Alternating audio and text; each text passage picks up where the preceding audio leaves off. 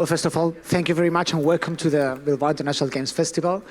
Before we begin, I think we've got to address exactly why are you here, because people might not know exactly what's the reason why we chose you as speakers for this particular panel. So Rosie, what's Safe in Our World? What do you do? What's your mission? So Safe in Our World is a mental health charity, but specifically for the games industry, and we work to essentially eliminate stigma around mental health using the power of video games. And so we work a lot with Tequila Works as well as a partner of ours, and we work with over 150 studios across the world to help them with culture change, with training, support, and policy around mental health, basically. And David, you're game director at Tequila Works, and thing is that you have addressed the representation of mental health in your games, right? So how do you, how would you say it's been an important topic for your games? Well, in Tequila Works, since I got there, we put in our games lots of questions going around. For example, in Rhyme, we talk about grief. In Guild, we talked about, bullying and what can the player or what can a person that is feeling that, what can he do, or how is it to go from one side of the other of the bullying. We always try to make games that have some heart and that make you think, and even that have some healing point. At the end, it's like, okay, I understand it. You made games about grief, about guilt, about guilt, anxiety, I'd say. Yeah, so it's definitely like a common thread throughout your whole work. Yeah, also loss and family, like in Song of Nunu.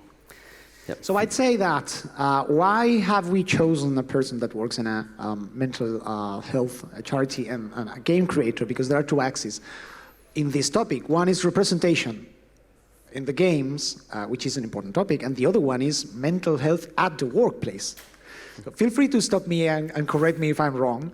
But I think that's the two main topics that we should tackle here. So let's begin with representation. We'll know that games started as a very simple thing, so to speak, from a narrative point of view, but they have evolved over the years as technology allowed for more and deeper narrative to be tackled on screen. But the point is, when you have to represent mental health on screen, how do you avoid the stigma? How do you tackle it from a point of not just respect, I'd say from a realistic point of view, without falling in the typical, ooh, they're mad, point of view? Yeah, that's something we have in mind since the beginning. It's like a heavy, a burden, responsibility when you have to talk about something like this and not knowing. No, you need to be very, very, very respectful. So what we try to do first is understanding the problem. For example, in Guild, we were talking and studying about bullying. Studying because people have talked, people have studied it. They define several roles around bullying, but also talking between us. It's important because we can reflect our personal experiences. For example, for bullying, not maybe all of us had been in there, but we have had people around us who have suffered it, and we may have deal with it in one way or another. Maybe it was not the best way, and that's part of what we try to express. We don't really find, or we don't feel confident enough to say to anybody, hey, this is the problem, this is how to solve it. We are not in that part. We don't want to be like, we don't want to give that message. But what we can do as a studio is to make people reflect and people think about it when they have finished playing the game and they got a message. That's really what we try to do in both games. Rhyme, it's really more a travel, a trip through grief. It's not something that we're going to say, hey, this is how you get out of grief. But we show the phases and the steps around it, well, or through it, maybe better said. So we try really just to show, make the player feel, more than being a teacher for the player, giving solutions or saying, hey, this is how you do things. Rosie, do you think that that's something that you need like professional consulting for?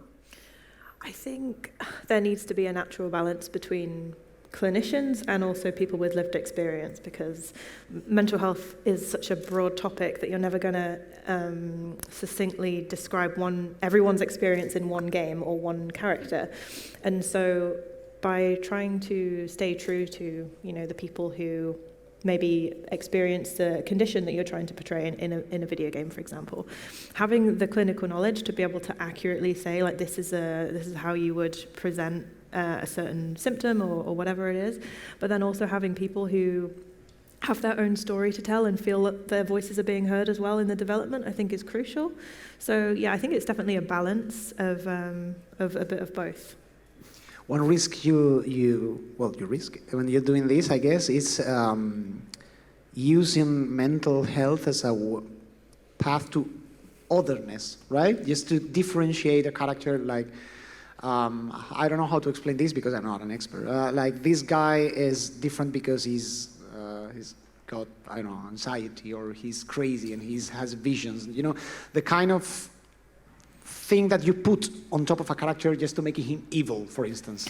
Yeah, that's a common trope, I think, a lot of the time, is when you see, there was a study done about this, I can't remember when it was, but they found it was like over 70% of depictions of mental health were in characters that were like, quote unquote, bad, or they were meant to be like the villain, for example. And I think that's a huge thing that's adding to the stigma around it, because you never see yourself in a game where you're being celebrated or you're doing good work, and that's huge, because everyone has mental health. Everyone has there's a huge spectrum of mental health, and so not just relying on the common horror tropes that we see around, like, oh, you're in an asylum and people are trying to escape and stuff like that's the quite tired trope that I think we see.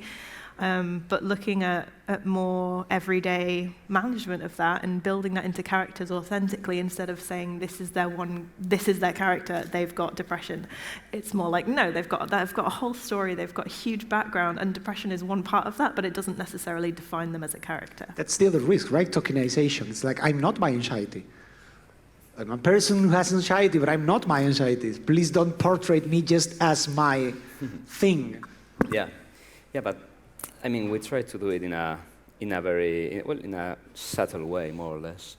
It's also if we told you, hey, you have anxiety, just take this life bar and it shows your anxiety, maybe that's not that subtle, but maybe if we start playing with sound, with mechanics, with something that you can understand without telling you. We aren't telling you, hey, you have anxiety, but we are making you feel like it. And I think that's the interesting point in here. We are not really, well, maybe in Guild we do it a bit more because we talk openly about it, but it's something that, in fact, the topic in Guild is not said directly. It's said through the story or through the gameplay. I always said we had different opinions on Guild when Sally was using the flashlight. She could do a stealth kill to the monsters, and people were saying, well, she's Rambo. What's this? But at the end, thinking about it, it's like, well, Guild is about how easily you can be in both sides of bullying, feeling or being the victim or being the aggressor. And right now, the person who is playing like Rambo, destroying these monsters in stealth, is being the aggressor, really. So really, it fits or makes you think at the end, hey, what I have been doing through this whole trip. And I think that's interesting. Also, sorry, I wanted to add something that I think it's important in order to do this kind of games, as you were mentioning it. We all have mental issues, and that's, well, that in a way can make our work easier. But there is also a huge barrier about talking on them, and something I have seen with my team is the possibility of we have the trust and the relationship to talk freely about it. And it's, I mean, I've been telling people who I work with different things that could be in my head or that happened to me. Or we have talked, hey, how do I felt with, when I was a kid, I did this, and nobody is judging. We are just sharing it and talking about it freely. Mm-hmm. That's not something that is common, well, in the world in general, unless in this industry. I think that, or at least in other places I worked at, it was like, okay, nobody cares, so they will judge you. And so creating a good atmosphere when you can have those type of talks, it's very important to do this kind of work. Yeah. Yeah, it's huge. Those sorts of talks are what has led me to be much more confident being able to talk on a stage like this and just casually talk about anxiety and things, because it did not used to be that way, and it takes a lot of practice. And you know, being able to provide a space where people feel like they can talk about this sort of thing without being judged, without assuming bad intent, then it's really valuable to like actually eliminate the stigma more broadly. Actually, that was the next point that I was about to raise, is that I feel, from a sort of my external vantage point of view, that this topic is being brought to the table now much more than 5 years ago. Like, the discussion around it is getting stronger and stronger and more common within the industry than before, both in terms of representation and in terms of mental health in the workplace. I don't know if from your point of view that's true, or it's been always there and it's only now that the public is aware of it.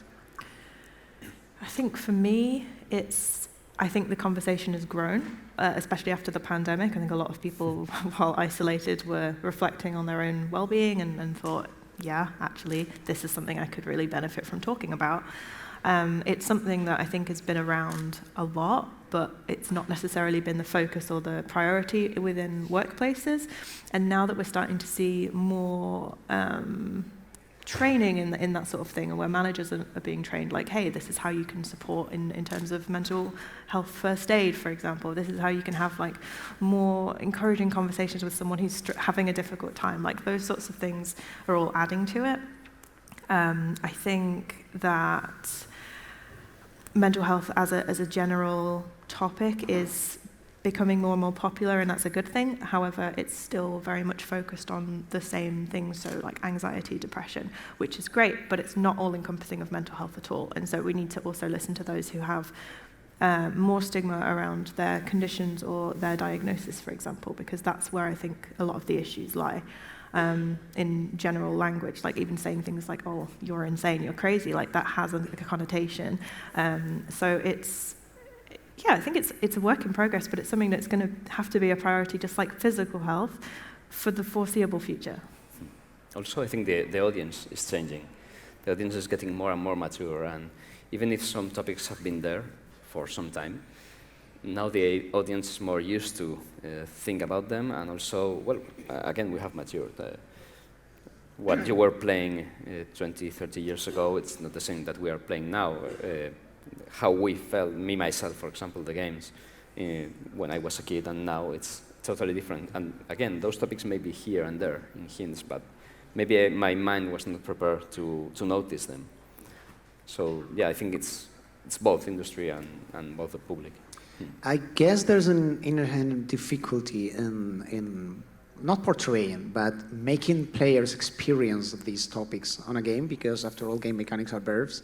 And I've talked about this here in the same stage with Warren Spector. As he said, you know, it's very easy to make a game about shooting and jumping. It's much more difficult to convert love or feel into a mechanic. It's not possible. So you have to do that to create that experience through other stimuli in a game. I don't know if from a game design point of view, that's a hard challenge that you have to overcome.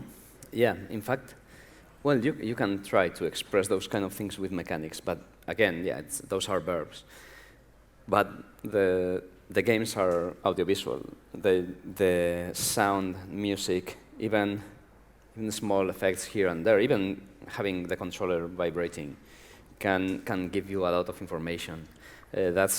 I think it's really, really important, the mix of all the elements, especially not when you are talking about having fun. Having fun can be done with mechanics, but giving a feeling, I think it's needs more dressing with other elements. Again, mechanics could be great. Brothers, A Tale of Two Sons does it really well with emotional mechanics. But I will tell you, play this game without sound. Turn the sound off, and you will see how it doesn't feel exactly the same, because it's the mix of all the elements in the game. Yeah, I totally agree. I think there's so many examples of games that deliver that feeling through, like, whether it's the writing or the game mechanics specifically or the music. Like, there's so many different things.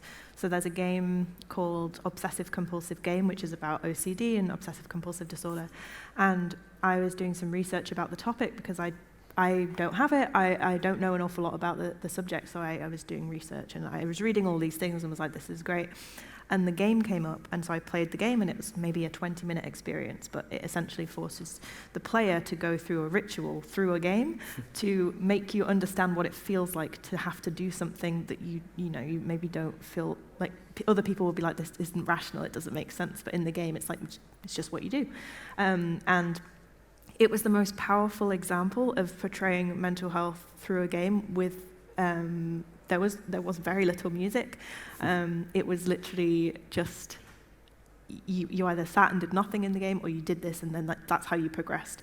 And I thought that was incredibly powerful of a way to show something that is, again, often really stigmatized through a really simple mechanic that you can't get from reading about topics. To wrap up the topic of representation, let's say I'm an indie dev, I want to make a game about OCD or depression or whatever. What would be your recommendation to tackle the thing, let's say at the design table, to get it right from the beginning? A few tips. Well, first of all, you need to understand. If you don't know exactly what it is, how it feels, maybe it's interesting to talk to somebody who is suffering it and have a conversation so you can really try to understand. I think you need to be very empathic to do these kind of games. It's not something that you can just do because I want to do a mental health game. You need to understand, and once you understand, and that's in your interior, you have, well, as much as you can. We're not saying, hey, just get this disease, no. But understanding it is really, really, really important. Then you can start developing and trying things. But to me, that would be the first step. You cannot start without this. Yeah, I agree. I have to say a lot of time Safe in Our World as an entity is approached maybe in the last couple of months of development to say, hey, we just thought about mental health, can you help? And I'm like, we can do a little bit, but like there's only so much you can do when you can't change the script, you can't change any of the, like, there's very little that can be Rihanna changed. Pratchett called that parachuter, because they throw you in the development at the last minute. Yeah, pretty much. And then they get disappointed when we say, actually, there's so much more you could have done had you come to us at the beginning. And I think that's crucial, is if you're really serious about making a true-to-life game that incorporates mental health in a portrayal of a character, for example, or something, having that embedded in the writing, in the animation, from the beginning is paramount to creating the most accurate representation, in my opinion, or the most responsible one, at least. It's not an afterthought, as of many things, like accessibility, etc. So I think to get the most out of it, it is to start with it and have it in mind throughout development. And even if you think you know about it, just do some research. For example, as I said, with Guild, we started talking about our own experiences. And we took lots of interesting things from there. But then we did some research, and we took more interesting things in there. Like, for example, several of the creatures in the game were born from those studies we did, because they were representative of specific roles in there. So, well, then, just don't assume you know everything. Moving on to the next topic is, well, mental health in the workspace. And it's easy to reduce that to stress, right? Like pay people right, make them work 8 hours a day, and let them have a family life, and that's that is enough to cover it. But it's actually, it goes deeper than that. I've got to talk about my personal experience. I've got ADHD that gives me particular strengths, but also some challenges to overcome. In my case, I'm the boss of the company, so no one can complain if I mess up, okay? But if it's an employee, you do have to understand how the guy operates, what are their strengths, what are their weaknesses, and teach them how to go around the challenges that he's got. You're in a leadership position. How do you address that in your team? Well, really, you need to know people. Maybe they can be diagnosed with something or not, but if you get to know them, you can understand how you can treat to them, how you can, when they are stressed with something, you can try to tranquil them. I think that's the correct word. Maybe not, but but you can make them go easy. You can give them safety. You can try to direct them in something where they will feel more comfortable when working. But again, it's really important, and that's something I suppose we all can improve. That it's to understand better how do your teammates feel. It's complicated, no, because there are lots of people, and when the studio is growing more and more, it's like, oh, I cannot know everyone. Yeah. But and that's one point. But I think that the basic one, and in my experience, is to treat the people like humans, and especially, and this seems so stupid, but maybe it's not happening always. Treat the people like you like to be treated. I mean, I've been working at places where I was hearing people shouting at others in the video games industry, that maybe it seems like it's a happy world, and not every time it is. So to me, that's the first step. The second step then is know your people. Do you offer resources to companies that want to address this in the right way? Safe in our world? Yeah, we have a lot of resources. I would love to talk to people about that. Please do. The main one that we have is called Level Up Mental Health. It's a free-to-join initiative that essentially is a commitment to well-being and mental health within the workplace. And it's one of the most popular things we've ever done. We've got over 150 companies worldwide at the moment, and we're 3 years old with Level Up, so it's been amazing, and we've not actually had to advertise it to anyone. That's just people coming to us, which is fantastic, and it's great to see. I think that one of the main things that is valuable is having these sorts of conversations and talking about what your studio is doing, for example, because when you start to see practical examples of how other studios are putting in place measures to protect their employees' well-being, it gives you your own ideas for how you can implement that with your own staff, which is really valuable, and sets the backbone for that. And that's kind of what Safe in Our World is meant to be here for. We talk to a lot of different people, we have a lot of ideas, and we have a lot of adaptations to those ideas to make it fit for your team. So there's so much that you can do to start that. And I think what you're saying, David, about putting people first, I think that's the crucial point, because there's never going to be one simple formula that fits everyone. It's just not how it works. And by creating an environment where people feel safe to address maybe issues that they're having at work, or struggles, or things that they could put in place to make their working life easier, that's a great step, and then figuring out how you can make the workplace as a whole much more inclusive.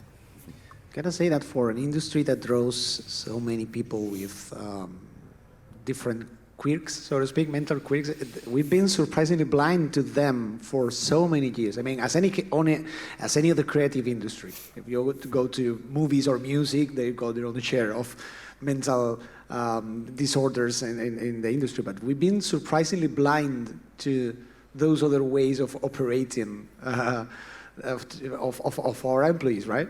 Yeah, I mean, there was a study done last year in the UK that I think 38% of game developers in the UK experience anxiety, depression, or both, and the national average for people working outside of the industry is 17%. Like, it's ginormous compared to the national average, and so we are in such, like you said, such a creative industry and it's such a passionate industry, and I think that's a huge part of it, is that people are working on games that they maybe looked up to when they were younger, or they're working with developers that have created some of their favorite games. And so I was talking about this earlier today. I think that one of the issues is a lot of people feel like they have to consistently prove themselves worthy of having a job that they've already proven worth of. And by trying to, I think it has to be done through leadership as well as like peer support, but by continuing to uplift each other and not overdo it and allow yourself to be called out when maybe you are working into the night when you should be resting. Things like that are really valuable to have in a team member. So yeah, I think there's so much I could talk about on this subject, but the passion in this industry is a huge one because it drives people, because people love what they do. And just because you love what you do doesn't mean it's not work. You still have to have separation from that and have time away and actually decompress about something that's not video games. So it's, yeah. I guess that's the crux of the issue, right? Being a passion industry, if you're making cars, you can say at the end of the day, fuck it, I don't care about these cars, I need to go home. But if you're making games and it's your passion, and it doesn't feel like that. And I want to finish this because I don't put this in my game, no one will do. But if I keep doing this, I'm going to explode. So how do you stop yourself from doing that? I can't say that I have managed it yet. Well, yeah. I mean, in my personal case, I have 2 kids, and I try to put a separation very hard with. When I stop working, I stop working. I try to separate, for example, in my phone, I don't have the message software we use for work. I try to put some barriers, personal ones, and I try to encourage people to put them. Well, sometimes maybe it's not the best way. Well, I'm not doing this in a harsh way, but when I see somebody sending a message at 11, it's like, oh, thank you for your answer, but what were you doing at 11? Working, but I tell my employees, guys, stop. You're not going to inherit the company. Yeah, there's a couple of things in development that have to do with what you mentioned. Well, and you too. One of them is, this is teamwork. You cannot think that everything is on your shoulders. And depending on what position you are, even in mine, it's not, well, especially in mine, for example, it's not everything over my shoulders. I have a team where I can put my trust on them, but also I can be their shoulder. I can get the weight of something if they need to. And that's really what I think it's important to understand, that we put a lot of pressure on our work for ourselves, like this needs to be good and better, and sometimes it's, hey, just ask for help. If you are in something going in circles, just ask for help. We are a team. We can talk about it. Yep. Maybe I try to be accessible. Maybe for some people they think I'm not. But for somebody who needs anything, hey, I'm just doing this, can you try it? Or what do you think, I'm having this problem? I have people that directly write to me, hey, I'm experiencing here this, and okay, let's talk about it. We are together on this. But also there's another thing that you mentioned, that it's, in some works, you do your work, your time is finished, and you go home, but one problem that has this industry is the life cycle of the projects. The problems you had yesterday will be there tomorrow. And it's through a long, long time. You can work on this for 2, 3, 4, 5 years in a project, in the same project. Problems will be changing, and you are never aware of, you can lose a lot of perspective on the project you are doing because you are seeing it every day. This is when you have kids and somebody came after 6 months and he said, oh, your kids have grown a lot, and you say, I haven't noticed it because I see them every day. It's the same with video games. It's like, I haven't seen the progress, or maybe I'm seeing the parts that stand out more as negative than positive, because the positive, I'm seeing them every day, so the value for them is not anymore there.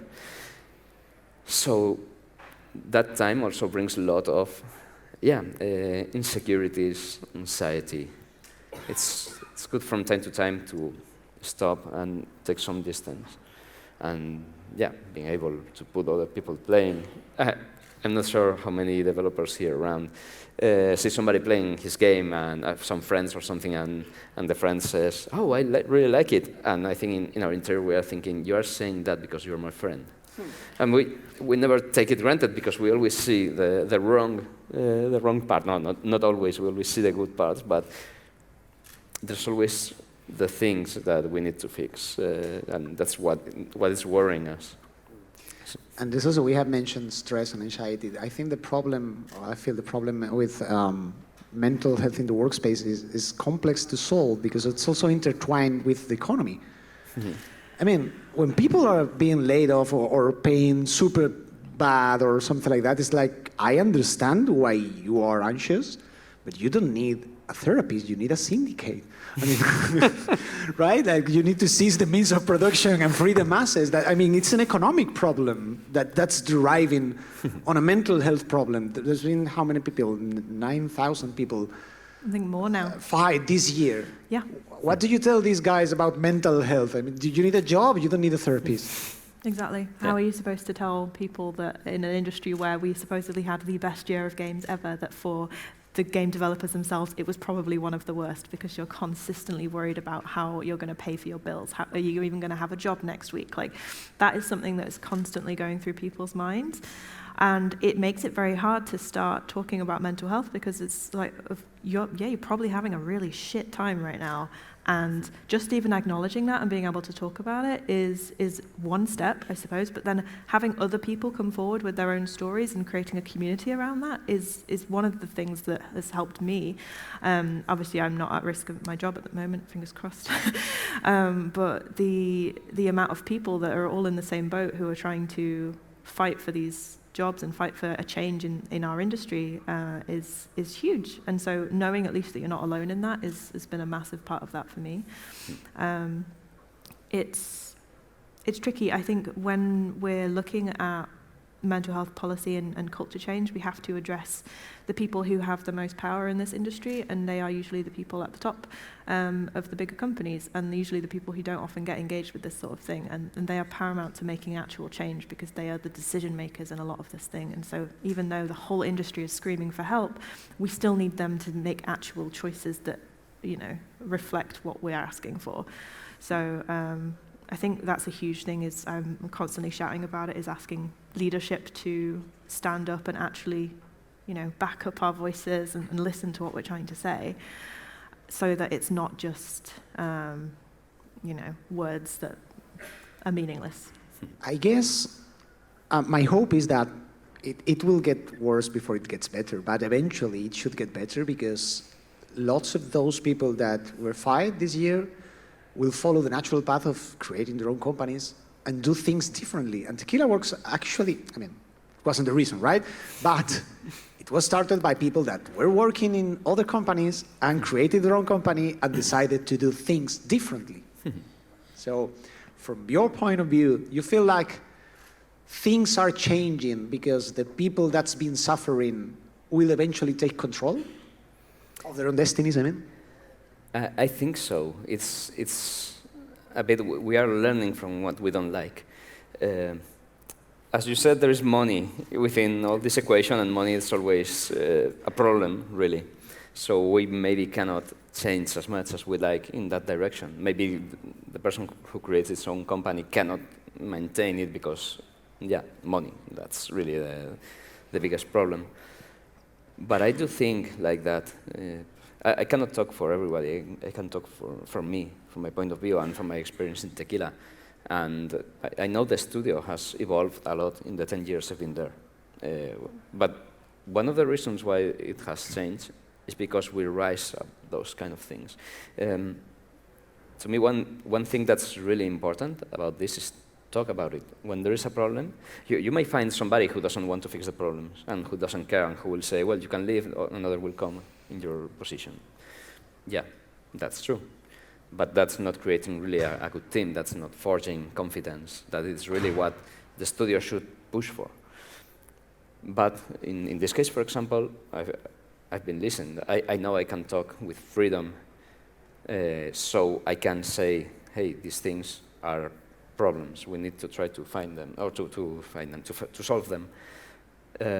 Maybe we don't have the resources to solve them, but at least you have listened, and there are things that can be done in order to go a bit in that direction. Maybe it will take months, years, but at least there's the intention, and that's really, really, really important. I think that just the fact that we're talking about that in places like this and having each other's backs, it's somehow changing things a bit. That it's a topic on the table, just by itself, drives things in some way. I hope so. Even if, a couple of people leave here and think, hey, maybe I might actually approach my manager, or if they are a manager, maybe I might actually look and see what could I be doing better in my own team to be able to support them more. And that's a huge victory, because that's, it's got a cascading effect, and it hopefully will actually start the seeds of change with creating tangible things that help people. I think we've got a few minutes, so we can open the mic and see if the crowd has any questions. Si tenéis alguna pregunta o algo que queráis comentar con ellos, es una mesa redonda que estamos precisamente para hablar. Mira, aquí hay una pregunta. Si quieres hacer la pregunta en inglés, yo la traduzco. O sea, en inglés, perdón, en español. Yo se la traduzco al inglés. Y si la hace directamente en inglés, pues estupendo. ¿Hay algún micro disponible? Si no te acerco el mío. Sí, te están acercando uno.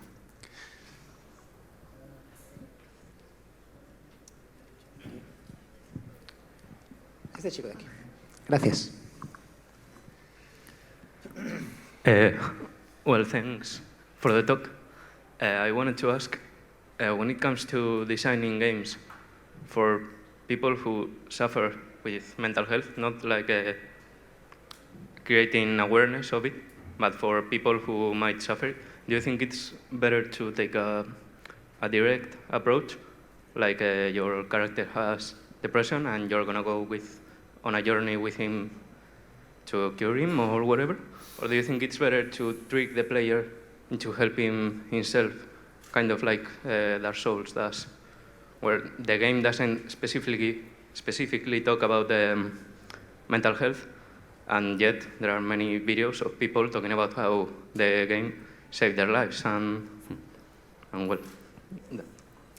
Yeah, I may not have the best answer to this, and I may be wrong, okay?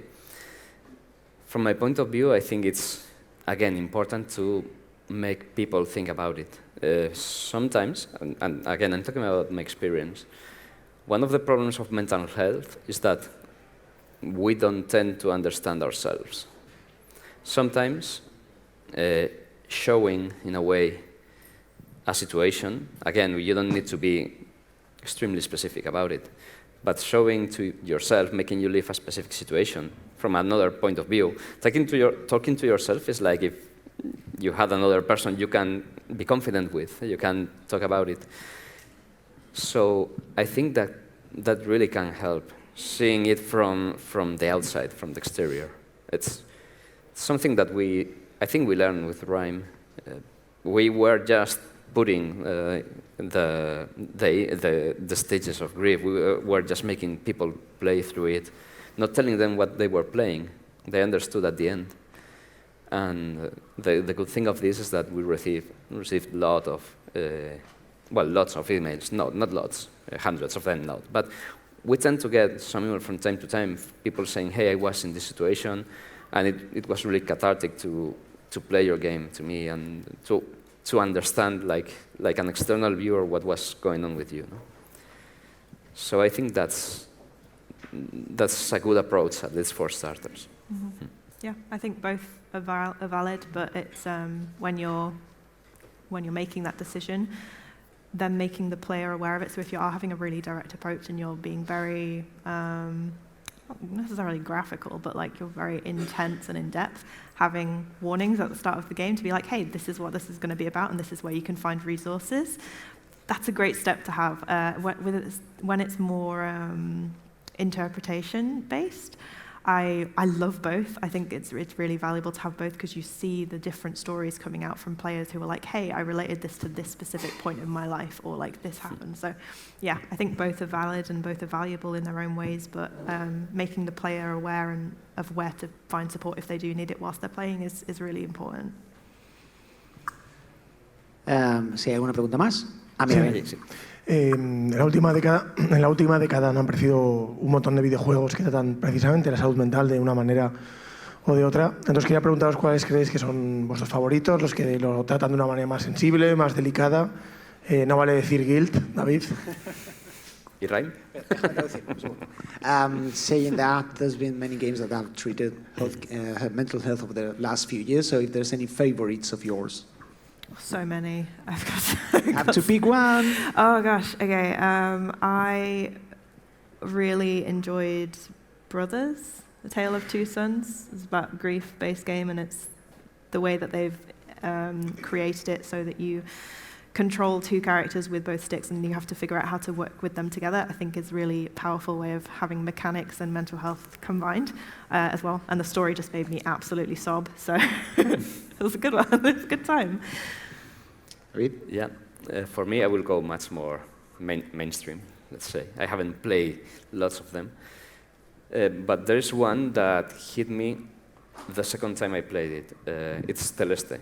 When I played Celeste, to me it was a great platformer. I understood what it was talking about. Some years later, Celeste came in physical release, well, not so long ago.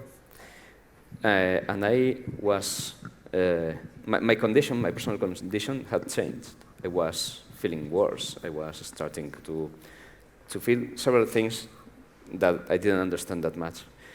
And Celeste came out, and I started playing it. And then I started to getting really, to connecting really to all the things that were talking, because that's what I was feeling at that time. So I think that, personally, that's, to me, the one that, well, for personal, just a personal situation that struck with me. As a father, Rhyme fucked me up big time. Yeah. I was too much into Rhyme to feel that, no, because as I said, when you are inside, You were too inside. yeah, I knew it was powerful, but it's not that we got to. I personally, there are people in the studio that say, yeah, as a father, I saw this and it was really striking. Yeah, of course, it was striking to me too, but it's not the same when you see the whole thing dressed and finished and you experience the whole than if you have a spoilered it to you because and you're trying to find that. It was like, I gotta go take a long walk all by myself for a while. I'll be back in a minute, guys. Yeah, we were seeing not so long ago this famous girl who songs from Operación Triunfo. Well, I don't remember her name now. Playing it. Edurne it was. It's a famous singer here. And after playing it and finishing it, he said, well, I'm going to play some Fortnite. Because she was streaming, and she said, no, I'm not in the mood for Fortnite. I'm leaving it. I'm going to stop today. And it was like, okay, it struck. Yeah, she got. Tenemos tiempo para una última pregunta, si es cortita. ¿Hay alguien aquí en medio? Te has puesto en el sitio más complicado, amigo. Okay, thank you for the talk. Well, I try to make it short. Let's say that you are working in a company in a top-level position, and you have a good salary, you spend many hours working overtime, and you start suffering from anxiety and stress, and you detect that the managing team of the company is applying mobbing to all the workers in the company, yourself, and all kinds of mobbing, disrespect, extortion, ghosting, and everything. And you see that the team is sharing their problems and how the mood of the team goes down. How do you deal with that situation in terms of, do you publicly expose your managers and denounce in social media? I think it's not the best approach, but who you told to be able to help other people to not fall in that trap? So I think when you're in those sorts of situations, if you feel able to bring your concerns up to management, whether or not it's yours or somebody else's, that's a great first step in making them aware that there's an issue. And if they then decide to do nothing about it, then it's kind of like, okay, well, what now? Having been in a personal situation where I was completely burnt out. I felt disrespected by my manager. It wasn't in the video games industry. It's actually why I joined the games industry. But it was, for me, not I've started looking for other work. For me, it's a huge thing to feel valued at work and feel like you're being supported. And even though it's when you're leaving something you love, it's essential for me, at least, to have that mental health prioritization. I talk very openly about it, not necessarily by exposing people, but saying what I think is acceptable and what is not. It's really difficult. I think it's a personal choice, honestly. I think that's why we should have more unions and have places where people can find support that's not directly from their workplace or from social media. We don't have time for more. Thank you very much for being here with me. It's been a pleasure. Please put your hands together for our guests.